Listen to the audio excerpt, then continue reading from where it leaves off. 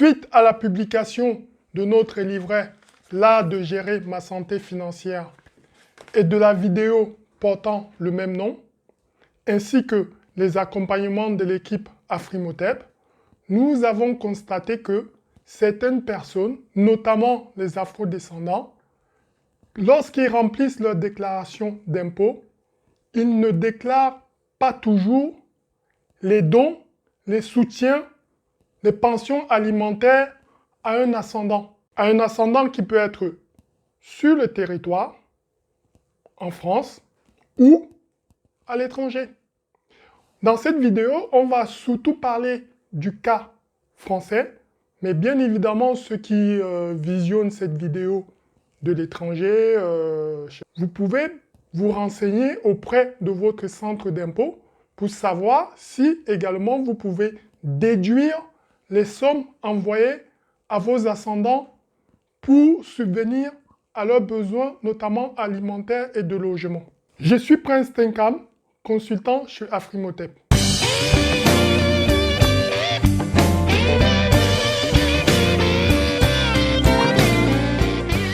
Ces pensions alimentaires sont déductibles de vos impôts. Sincèrement, une fois sur deux, des personnes qui envoient pourtant des sommes importantes à leurs parents, je dis bien parents, au pays, via des transferts d'argent, ne déduisent pas, ne déclarent pas les montants dans leurs impôts. Ça, c'est incroyable. Si nous avons décidé de faire cette vidéo, c'est vraiment pour faire circuler au maximum l'information. Donc, cette vidéo, j'espère que vous allez l'envoyer au maximum de personnes. Pour avoir de plus amples détails sur les informations que nous allons vous fournir dans cette vidéo, il suffit de taper sur le moteur de recherche Google « Déduction pension alimentaire versée à un ascendant ». Et vous aurez toutes les informations, rien à inventer. Pour faire cette vidéo, nous avons repris les informations disponibles, mises à la disposition du public par le gouvernement français, afin d'être le plus précis possible. Vous pouvez déduire de vos revenus les pensions alimentaires que vous versez à un parent ascendant qui a besoin de votre aide. La pension alimentaire peut prendre diverses formes. Dans un premier temps, nous allons voir les conditions. Dans un deuxième temps, la forme de la pension alimentaire. Dans un troisième temps, le montant de la déduction. Et enfin, la déclaration. Commençons immédiatement par la première partie, les conditions de déduction. La première condition, il faut que ces pensions alimentaires soient destinées à un ascendant. Votre ascendant, c'est qui? C'est votre père, c'est votre mère. Donc ça, c'est hyper important. Si vous envoyez de l'argent à votre oncle, à votre tante, à votre cousine, à votre chef de famille, qui est autre que votre père et votre mère, ça ne compte pas. Donc ça doit être à votre ascendant. Ça, c'est la première condition. La deuxième condition, il faut que le montant soit proportionné à vos ressources et compte tenu de vos charges. Ça veut dire quoi? Ça veut dire que si vous gagnez le salaire médian 2000 € et que vous indiquez que vous envoyez tous les mois 1000 € pour le fisc, il y a un problème. C'est pourquoi on dit que ça doit être proportionné à vos ressources. Et ensuite, c'est pour couvrir des besoins essentiels. Nourriture, logement, santé. Si vous envoyez de l'argent à vos ascendants pour leur billet d'avion, je ne sais pas moi, pour aller à la Mecque par exemple, ou pour aller en vacances, ça ne compte pas. Bien évidemment, pour des personnes qui ont des parents sur le territoire français, il suffit de déclarer l'aide que vous apportez à vos parents via les transferts d'argent, les virements même de compte à compte. Et vos parents doivent également déclarer dans leurs revenus le même montant. si vous habitez tous en France. Deuxième point, c'est la forme de la pension alimentaire. Vous pouvez verser une pension alimentaire à vos parents sous diverses formes. En argent, chèque, virement bancaire, des transferts d'argent via Western Union, MoneyGram, etc. Mais un point essentiel, vous devez garder ces preuves.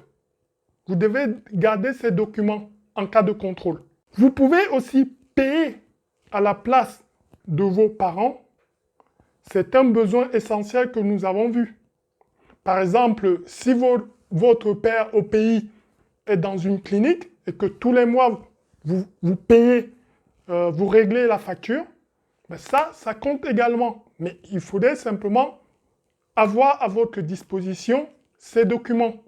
Vous pouvez également vous organiser pour payer les logements, pour payer la nourriture.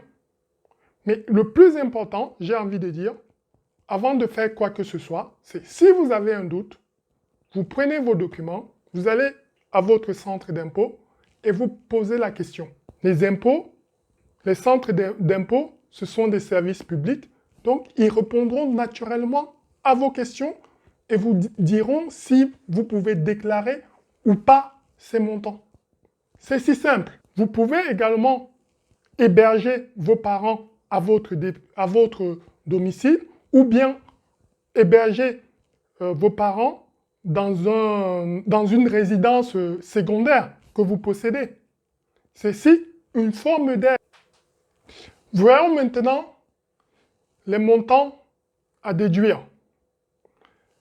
Le montant de la déduction n'est pas plafonné dans le cas général. Il faut simplement être en capacité de démontrer, de prouver l'envoi de cet argent via des transferts, via des virements, mais aussi la destination de ces montants, c'est-à-dire les besoins essentiels, logement, santé et nourriture, alimentation. Donc, dans le cas général, le montant de la déduction n'est pas plafonné. Mais il existe un cas particulier, et c'est pourquoi je vais lire. Ce cas particulier, c'est si l'ascendant est hébergé à votre domicile. Vous pouvez déduire une somme forfaitaire de 3 535 € d'après la loi de finances actuelle 2020.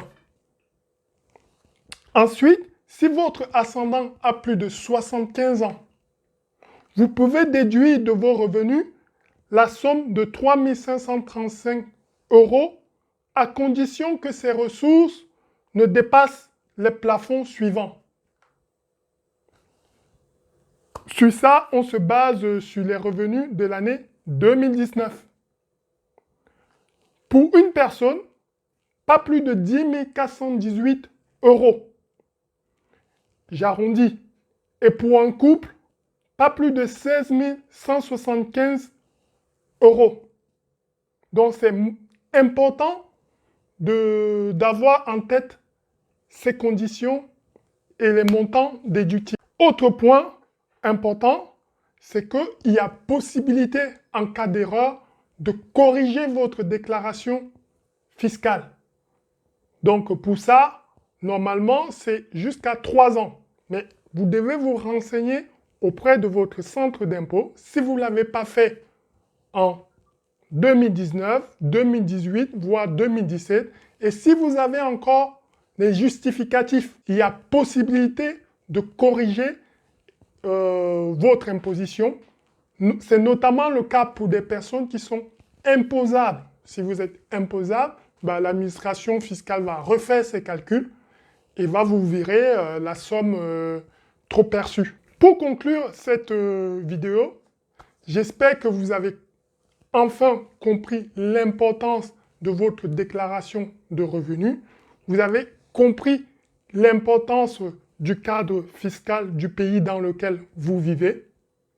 Très souvent, on entend qu'on paye trop d'impôts. Parfois, il y a des déductions fiscales Et bien des personnes remplissent mal ou ne s'intéressent pas à la gestion de leurs ressources financières, ce qui fait que, qu'est-ce que cela révèle? Qu'est-ce que ce problème de non-déduction des pensions alimentaires aux parents révèle? Ça révèle en fait une piètre gestion de ses ressources personnelles, une mauvaise santé financière. C'est pourquoi nous avons mis en place cette formation. Cette formation, elle est là pour vous aider. Et il serait temps justement d'avoir une gestion de ses ressources financières vertueuse. Allez regarder la vidéo formation, c'est une vidéo très appréciée. Vous pourrez également télécharger le livret ainsi que le support Excel pour mettre en place une meilleure gestion de vos ressources financières, avoir un niveau d'épargne important qui vous permettra d'acquérir des actifs pour votre patrimoine. Faites circuler, s'il vous plaît, cette vidéo. Donnez l'information au maximum de personnes. Vous allez nous faire un retour pour nous dire comment tout cela s'est passé. Merci, bonne continuation.